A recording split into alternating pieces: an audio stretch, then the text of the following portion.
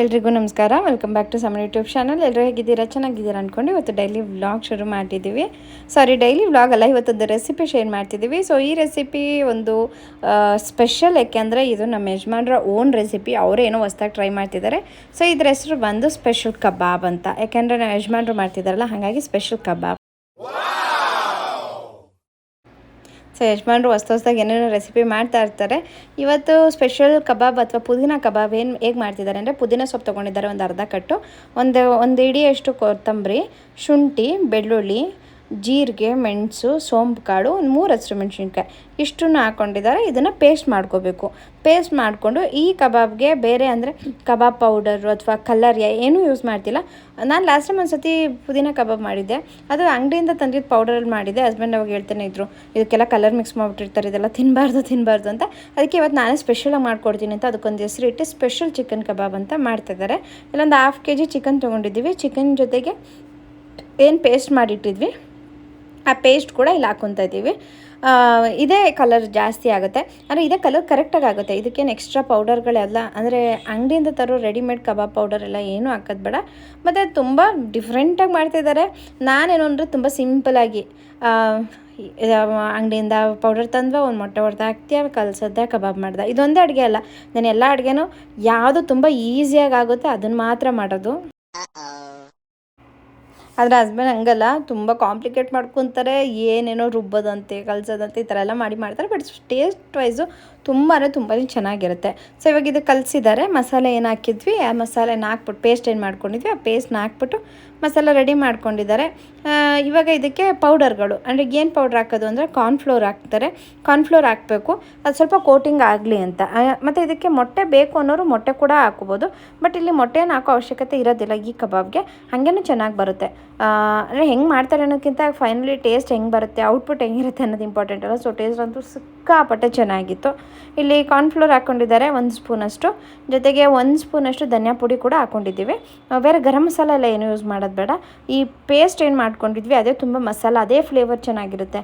ನೀವು ಬೇರೆ ಮತ್ತು ಗರಂ ಮಸಾಲ ಎಲ್ಲ ಯೂಸ್ ಮಾಡಿದ್ರೆ ಅದು ಟೇಸ್ಟು ಪುದೀನದ್ದು ಸ್ವಲ್ಪ ಕಡಿಮೆ ಆಗ್ಬಿಡುತ್ತೆ. ಅದಕ್ಕೋಸ್ಕರ ಅದೆಲ್ಲ ಏನು ಯೂಸ್ ಮಾಡೋದು ಬೇಡ. ಇಲ್ಲಿ ಕಾರ್ನ್ಫ್ಲೋರ್ ಹಾಕ್ಕೊಂಡಿದ್ದೀವಿ 1.5 ಸ್ಪೂನಷ್ಟು, 1 ಸ್ಪೂನ್ ಧನಿಯಾ ಪುಡಿ, ಜೊತೆಗೆ ಅಕ್ಕಿ ಹಿಟ್ಟು 1 ಸ್ಪೂನಷ್ಟು. ಈ ಅಕ್ಕಿ ಹಿಟ್ಟು ಹಾಕಿರೋದ್ರಿಂದ ಎಷ್ಟು ಚೆನ್ನಾಗಿ ಕಬಾಬ್ ಆಗುತ್ತೆ ಅಂದರೆ ಬೇಯಿಸಿದ ತಕ್ಷಣ ಬಿಸಿ ಇರೋದಕ್ಕಿಂತ ಒಂದು 5 ನಿಮಿಷ ಸ್ವಲ್ಪ ಆರಿದ್ಮೇಲೆ ತುಂಬಾ ಕ್ರಿಸ್ಪಿಯಾಗಿರುತ್ತೆ. ಸಿಕ್ಕಾಪಟ್ಟೆ ಚೆನ್ನಾಗಿತ್ತು. ಮತ್ತು ಒಂಥರ ಡಿಫ್ರೆಂಟ್ ಸ್ಟೈಲಲ್ಲ. ಈಗ ರೆಸ್ಟೋರೆಂಟಲ್ಲೆಲ್ಲ ಹೋದರೆ ಇದೇ ಥರ ಪುದೀನ ಚಿಕನ್ ಅಥವಾ ಗ್ರೀನ್ ಕಬಾಬ್ ಅಂತ ಏನಾದ್ರು ತೊಗೊಂಡ್ರೆ ಅದಕ್ಕೆ ಎಷ್ಟು ಚಾರ್ಜ್ ಮಾಡ್ತಾರೆ, ಎಷ್ಟು ಕಾಸ್ಟ್ಲಿ ಥರ ಅನಿಸ್ತಾ ಇರುತ್ತೆ ನಮಗೆ, ಇಷ್ಟೊಂದು ಚಾರ್ಜ್ ಮಾಡ್ತಿದ್ದಾರೆ ಅಂತ. ಮನೆಯಲ್ಲೇ ಇಷ್ಟು ಈಸಿಯಾಗಿ ಮಾಡ್ಕೋಬೋದು. ಸೇಮ್ ಪ್ರೋಸೆಸ್ಸೇ ಕಬಾಬ್ ಥರನೇ, ಬಟ್ ಇದೆಲ್ಲ ಸ್ವಲ್ಪ ಮಾಡೋ ವಿಧಾನ ಬೇರೆ ಅಷ್ಟೇ. ಇವಾಗ ಅಕ್ಕಿ ಹಿಟ್ಟು, ಕಾರ್ನ್ಫ್ಲೋರ್ ಜೊತೆಗೆ 1 ಸ್ಪೂನಷ್ಟು ಕಡಲೆ ಹಿಟ್ಟು ಕೂಡ ಹಾಕ್ಕೊಂಡಿದ್ದಾರೆ. ಇದಕ್ಕೆ ಹೇಳೋದು, ಇದಕ್ಕೆ ಸ್ಪೆಷಲ್ ಕಬಾಬ್ ಅಂತ ಹೇಳ್ತಿರೋದು. ಕಬಾಬ್ ಪೌಡ್ರು, ಮೊಟ್ಟೆ, ಶುಂಠಿ ಬೆಳ್ಳುಳ್ಳಿ ಪೇಸ್ಟ್ ಹಾಕೋದ್ಬಿಟ್ಟು ಕಡಲೆ ಹಿಟ್ಟು, ಕಾರ್ನ್ಫ್ಲೋರು, ಅಕ್ಕಿ ಹಿಟ್ಟು ಈ ಥರ ಎಲ್ಲ ಹಾಕಿ ಮಿಕ್ಸ್ ಮಾಡಿದ್ದಾರೆ. ಇವಾಗ ಇದಕ್ಕೆ ಉಪ್ಪು ಕೂಡ ಸೇರಿಸ್ಕೋಬೇಕು. ರುಚಿ ಎಷ್ಟು ಬೇಕು ನೋಡಿ, ರುಚಿಗೆ ನಿಮಗೆ ಎಷ್ಟೆಷ್ಟು ಸಪ್ಪೆ ಉಪ್ಪು ನೋಡಿಕೊಂಡು ರುಚಿ ಹಾಕ್ಕೊಳ್ಳಿ. ಒಂಚೂರು ಟೇಸ್ಟ್ ನೋಡ್ಬಿಟ್ಟು ಹಾಕ್ಕೊಂಡ್ರೆ ಆಯಿತು. ಮತ್ತು ಇದನ್ನು ಕಲಿಸ್ಬಿಟ್ಟು ನಿಮ್ಗೆ ಎಷ್ಟು ಟೈಮ್ ಸಿಗುತ್ತೆ ಅಷ್ಟು ಟೈಮ್ ನೆನೆಸಿಟ್ರೆ, ನೆನೆಯೋದಕ್ಕೆ ಅಂತ ಬಿಡಿ, ನಾವು 1 ಅವರ್ ಬಿಟ್ಟಿದ್ವಿ. ಇವಾಗ ಇದ್ರ ಜೊತೆಗೆ ನಿಂಬೆಹಣ್ಣು ಕೂಡ ಯೂಸ್ ಮಾಡ್ತಿದ್ದಾರೆ. ನಿಂಬೆಹಣ್ಣು ಹಾಕಿದ್ದಾರೆ. ಹಸ್ಬೆಂಡ್ ಚಿಕನ್ ಮಾಡ್ಬೇಕಾದ್ರೆ ಸ್ವಲ್ಪ ನಿಂಬೆಹಣ್ಣು ಜಾಸ್ತಿ ಯೂಸ್ ಮಾಡ್ತಾರೆ ಚಿಕನ್ನಿಂದ ಮಾಡೋ ಅಡುಗೆನಲ್ಲಿ. ನಿಂಬೆಹಣ್ಣು ಹಾಕಿ ಅದ್ರ ಜೊತೆಗೆ ಉಪ್ಪು ರುಚಿಗೆ ಎಷ್ಟು ಬೇಕು ಹಾಕ್ಕೊಂಡು ಮಿಕ್ಸ್ ಮಾಡಿ 1 ಅವರಷ್ಟು ಇಟ್ಟಿದ್ವಿ ನಾವು ಫ್ರಿಜ್ಜಲ್ಲಿ.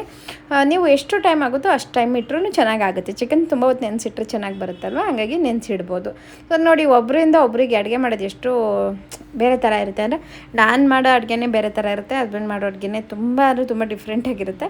ಮತ್ತು ಹಸ್ಬೆಂಡ್ ಏನಾದರೂ ಸ್ವಲ್ಪ ತುಂಬ ಕಷ್ಟಕರವಾದ ಅಡುಗೆಗಳು ಮಾಡ್ತಾರೆ. ನಾನು ಹಾಗಲ್ಲ, ಈಸಿ ಪೀಸಿ ಮಾತ್ರ ನಾನು ಅಡುಗೆ ಮಾಡೋದು. ನಾನು ಮಾಡೋ ಯಾವುದೇ ಅಡುಗೆ ನೀವು ನೋಡಿರ್ಬೋದು, ತುಂಬ ಕಾಂಪ್ಲಿಕೇಟ್ ಆಗುವಂಥದ್ದು ನಾನು ಟ್ರೈ ಮಾಡೋಕ್ಕೆ, ನನಗೆ ಅಡುಗೆ ಮಾಡೋಕ್ಕೆ ಅದೆಲ್ಲ ಮಾಡೋಕ್ಕೆ ಬರುತ್ತೆ, ಬಟ್ ನಾನು ಮಾಡಲ್ಲ.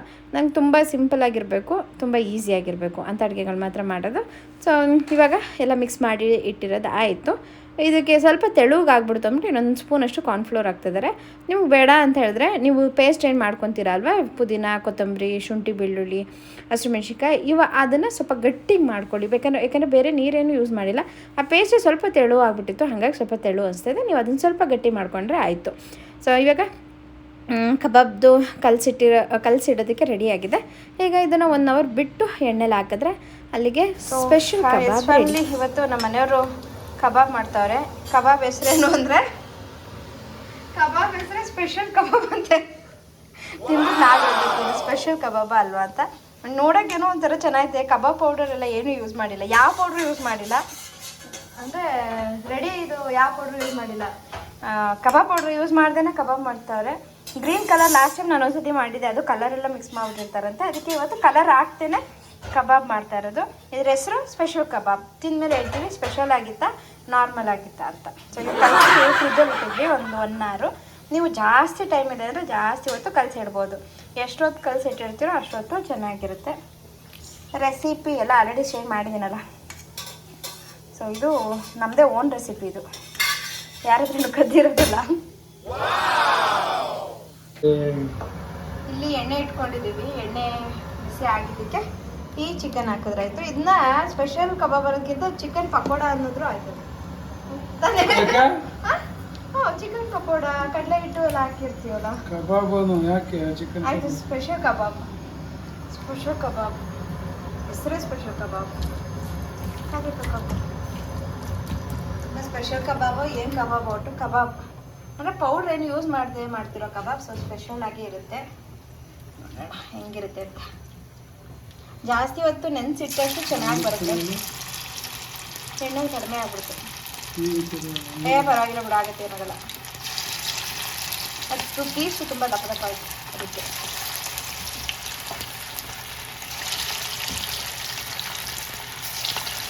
ಟೇಸ್ಟ್ ತಿಂದ್ಬಿಟ್ಟು ಹೇಳೋದು ಹೆಂಗಿದೆ ಅಂತ. ನೋಡೋಣ ಚೆನ್ನಾಗಿರುತ್ತೆ, ಸ್ಪೆಷಲ್ ಆಗಿರುತ್ತೆ ಇಲ್ವಾ ಅಂತ. ಸ್ಪೆಷಲ್ ಕಬಾಬ್ ಅದೊಂದು ಚಿಕನ್ ರೆಸಿಪಿ ಮಾಡಿದ್ಯಾ? ಚೆನ್ನಾಗಿತ್ತು. ಚಿಕನ್ ಹಿಂಗೂ ಮಾಡ್ತಾರ ಅನ್ನೋ ಥರ ಮಾಡಿದ್ಯಾ? ಇವತ್ತು ಇದಕ್ಕೆ ಕಡಲೆ ಹಿಟ್ಟೆಲ್ಲ ಹಾಕಿ ಕಬಾಬ್ ಮಾಡ್ತಾ ಇದ್ದೀವಿ. ಇದು ಇನ್ನೊಂದೇನು ಅಂದರೆ ಕಬಾಬ್ ಹಾಕ್ಬಿಟ್ಟು ಬೇಗ ಜಾಲರಿ ಹಾಕ್ಬಿಟ್ಟು ತಿರ್ಗಿಸ್ಬಾರ್ದು. ಇದೆಲ್ಲ ಮಸಾಲೆ ಇರುತ್ತಲ್ಲ, ಈ ಕೋಟಿಂಗ್ ಎಲ್ಲ ಬಿಟ್ಟೋಗ್ಬಿಡ್ತದೆ ಅಂತ ಚೆನ್ನಾಗಿ ಬೆಂದ ಮೇಲೆ ತಿರ್ಗಿಸ್ಬೇಕು. ಯಾಕಂದರೆ ಪೌಡ್ರೆಲ್ಲ ಏನೂ ಹಾಕಿರಲ್ವಲ್ಲ, ಹಂಗಾಗಿ ಆ ಕೋಟಿಂಗು ಚಿಕನ್ಗೆ ಹೊಂದ್ಕೊಳ್ಳಲ್ಲ ಅಂತ. ಇಲ್ಲಾಂದರೆ ಎಲ್ಲ ಎಣ್ಣೆಲಿ ಬಿಟ್ಕೊಬಿಡುತ್ತೆ ಅಂತ ಸ್ವಲ್ಪ ಹೊತ್ತು ಬಿಟ್ಟು ಆಮೇಲೆ ಜಾಲರಿ ಹಾಕಿ ಒಂದು ಸೈಡಿಂದ ಇನ್ನೊಂದು ಸೈಡ್ಗೆ ಮಚ್ಚಿ ಹಾಕಬೇಕು. ಇವಾಗ ನೋಡಿ ಇನ್ನೊಂದು ಕಡೆನೂ ಮಚ್ಚಿ ಹಾಕಿದ್ದೀವಿ. ಇವಾಗ ಬಂದ್ಬಿಟ್ಟೆ ಕಾಲ ಇನ್ನೂ ಇಲ್ಲ. ಇನ್ನೊಂದು ಸತಿಗೆ ಹಾಕ್ಬೇಕಾ? ಒಂದು ಸತಿಗೆ ಎತ್ಕೊಂಡು ಮತ್ತೆ ಇನ್ನೊಂದು ಸತಿ ಹೆಂಗೆ ಬೇಕಾದ್ರೂ ಬೇಯಿಸ್ಬೋದು. ಆ ಥರ ಏನಿಲ್ಲ, ಒಂದು ಕಡೆ ಸತಿ ಎತ್ಕೊಂಡು ಇನ್ನೊಂದು ಸತಿ ಬೇಯಿಸ್ಬೇಕು ಅಂತ. ಇದು ಸ್ವಲ್ಪ ಚಿಕನ್ ಪೀಸು ದಪ್ಪ ಆಯಿತು, ಅದಕ್ಕೆ ಒಂದು ಸತಿ ಎತ್ಬಿಟ್ಟು ಇನ್ನೊಂದು ಸತಿಗೆ ಹಾಕ್ತಾಯಿದ್ದೀವಿ. ಇಲ್ಲಾಂದರೆ ಒಂದೇ ಸತಿಗೂ ಕೂಡ ಬೇಯಿಸ್ಕೋಬೋದು. ಸೊ ಇವಾಗ ಒಂದು ಟ್ರಿಪ್ ಆಲ್ರೆಡಿ ಎತ್ಬಿಟ್ಟು ಮತ್ತೆ ಇನ್ನೊಂದು ಸತಿ ಅದನ್ನೇ ಹಾಕಿ ಬೇಯಿಸೋದು. ಅಂದರೆ 2 ಸತಿ ಬೇಯಿಸ್ಬೇಕಂತೆ, ಆವಾಗ ನೀರಂಶ ಹೋಗಿ ಸ್ವಲ್ಪ ಕ್ರಿಸ್ಪಿಯಾಗಿ ಆಗುತ್ತೆ ಅಂತ. ಒಂದೇ ಸತಿ ಬೇಯಿಸಿದ್ರೆ ತುಂಬ ಸಾಫ್ಟಾಗಿಬಿಡುತ್ತೆ, ಈ ಮೆತ್ತಗಾಗ್ಬಿಡುತ್ತೆ ಅಂತ. ಇದು ಸ್ಪೆಷಲ್ ಕಬಾಬ್. ಅದಕ್ಕೆ ರೆಸಿಪಿ ಎಲ್ಲ ಸ್ಪೆಷಲ್ ಕಬಾಬ್ ಅಲ್ಲ, ರೆಸಿಪಿನೂ ಎಲ್ಲ ಸ್ಪೆಷಲ್. ನಾವು ಒಂದೇ ಸತಿ ಬೇಯಿಸ್ತೀವಲ್ವ, ಇವಾಗ ಇಲ್ಲಿ 2 ಸತಿ.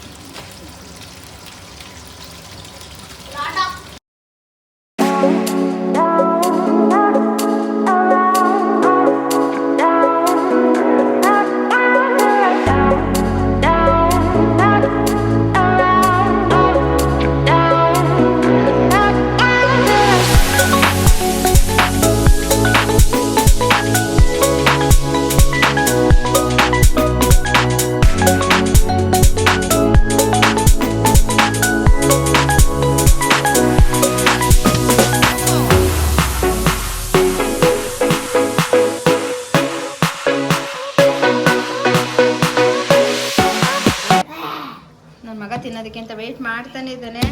ಕರ್ಬೇವಿನ ಸೊಪ್ಪು ಜೊತೆಗೆ ಏನು ಸಕ್ಕತ್ತಾಗಿದ್ದೆಲ್ಲ ಆಲ್ರೆಡಿ ಟೇಸ್ಟ್ ನೋಡಿದ್ವಿ. ತುಂಬ ಹೆಸರಿಗೆ ತಕ್ಕಾಗೆ ಇದು ಸ್ಪೆಷಲ್ ಕಬಾಬ್ ಥರನೇ ಐತೆ. ಸಿಕ್ಕಾಪಟ್ಟೆ ಚೆನ್ನಾಗೈತೆ. ಅಂದರೆ ಪೌಡರ್ ಎಲ್ಲ ಯೂಸ್ ಮಾಡಿಲ್ಲ. ಗ್ರೀನ್ ಕಲರ್ ಪಲಾವ್ ಅಥವಾ ಗ್ರೀನ್ ಕಲರ್ದು ಕಬಾಬ್ ಪೌಡ್ರೆಲ್ಲ ಯೂಸ್ ಮಾಡಿಲ್ಲ. ಅದೆಲ್ಲ ಕಲರ್ ಯೂಸ್ ಮಾಡಿರ್ತಾರೆ, ಕಲರ್ ಮಿಕ್ಸ್ ಮಾಡಿಬಿಡ್ತಾರೆ ಅಂತ. ಹಾಗೇ ಮನೇಲೇ ಮಾಡಿದ್ರು ನೋಡಿ ಎಷ್ಟು ಗ್ರೀನ್ ಕಲರಾಗಿ ಬಂದಿದೆ ಅಲ್ಲ, ಏನು ಸಕ್ಕತ್ತಾಗಿ ಬಂದಿದೆ. ನಿಜವಾಗ್ಲೂ ತುಂಬ ಅಂದರೆ ತುಂಬಾ ಚೆನ್ನಾಗಿದೆ. ನೀವು ಟ್ರೈ ಮಾಡಿ ಹೆಂಗೆ ಬಂದು ಅಂತ ಕಮೆಂಟಲ್ಲಿ ತಿಳಿಸಿ.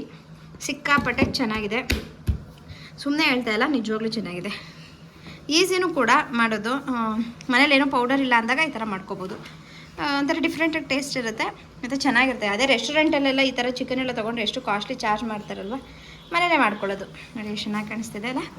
ಸೊ ಇವಾಗ ನಾವು ಟೇಸ್ಟ್ ಮಾಡಾಗಿದೆ. ಇವಾಗ ಕೂತ್ಕೊಂಡು ಚೆನ್ನಾಗಿ ತಿನ್ನೋದು. ಸಮನೀನು ವೆಯ್ಟ್ ಮಾಡ್ತಿದ್ದಾನೆ. ತಿಂದೇ ಬಿಟ್ಟ, ಎತ್ಕೊಂಡೇ ಬಿಟ್ಟ ಅಷ್ಟು ಬೇಗ. ಹೆಂಗಿದೆ ಅಮ್ಮ? ಸೂಪರ್ ಇದೆಯಾ? ನಿಜವಾಗ್ಲೂ ಚೆನ್ನಾಗಿದೆ ಪಾಪ. ಖಾರ ಏನಿಲ್ಲ ಅಲ್ವಾ? ಚೆನ್ನಾಗಿದೆ. ಮಾಮೂಲಿ ಕಬಾಬ್ ಚೆನ್ನಾಗಿದೆ, ಇದು ಚೆನ್ನಾಗಿದೆಯಾ? ಇದೇ ಚೆನ್ನಾಗಿದೆಯಾ? ಒಬ್ಬ ನೋಡಿ ಹಿಂಗೆ. ಸೊ ನೀವು ಟ್ರೈ ಮಾಡಿ ಹೆಂಗೆ ಬಂತು ಅಂತ ಕಮೆಂಟಲ್ಲಿ ತಿಳಿಸೋದನ್ನು ಮರಿಬೇಡಿ. ಈ ವ್ಲಾಗ್ನ ಈಗ ಎಂಡ್ ಮಾಡ್ತಿದ್ದೀನಿ. ವ್ಲಾಗ್ ನಿಮಗೆ ಸ್ವಲ್ಪನಾದರೂ ಈ ರೆಸಿಪಿ ಇಷ್ಟ ಆಗಿದ್ರೆ ಸೂಪರ್ ಇದೆ ಫ್ಯಾಮಿಲಿ. ಸೊ ಇದು ಕಂಪ್ಲೀಟಾಗಿ ನಮ್ಮ ಯಜಮಾನ್ರು ರೆಸಿಪಿ. ಇದರಲ್ಲಿ ನಾನು ಒಂದೇ ಒಂದು ಕರ್ಬೇವಿನ ಸೊಪ್ಪು ಒಂದು ಕಡ್ಡಿನೂ ಅಲ್ಲಾಡ್ಸಿಲ್ಲ ಇದರಲ್ಲಿ. ಸೊ ಹೆಂಗೆ ಬಂತು ಅಂತ ಹೊಸ ರುಚಿ ಮಾಡ್ತಾರೆ ಡಿಫ್ರೆಂಟಾಗಿ. ಸೊ ವ್ಲಾಗ್ನ ಎಂಡ್ ಮಾಡ್ತಿದ್ದೀನಿ. ವ್ಲಾಗ್ ಸ್ವಲ್ಪನಾದ್ರು ಇಷ್ಟ ಆಗಿರೋ ಲೈಕ್ ಮಾಡಿ, ಕಮೆಂಟ್ ಮಾಡಿ, ಫ್ಯಾಮಿಲಿ ಫ್ರೆಂಡ್ಸ್ ಜೊತೆಗೆ ಶೇರ್ ಮಾಡ್ಕೊಳ್ಳಿ. ಸಬ್ಸ್ಕ್ರೈಬ್ ಮಾಡಿಲ್ಲ ಅಂದರೆ ಪ್ಲೀಸ್ ಸಬ್ಸ್ಕ್ರೈಬ್ ಕೂಡ ಮಾಡ್ಕೊಳ್ಳಿ. ಅಲ್ಲಿ ಮುರ್ಕೊಂಡಿರೋ ಅಲ್ಲಿ ಮುರ್ಕನೇ ತಿಂತಾವನಿ, ನಾನು ಯಾಕೆ ಸುಮ್ಮನೆ ಇರಬೇಕು? ನಾನು ತಿನ್ನೋದೇ ಇವಾಗ.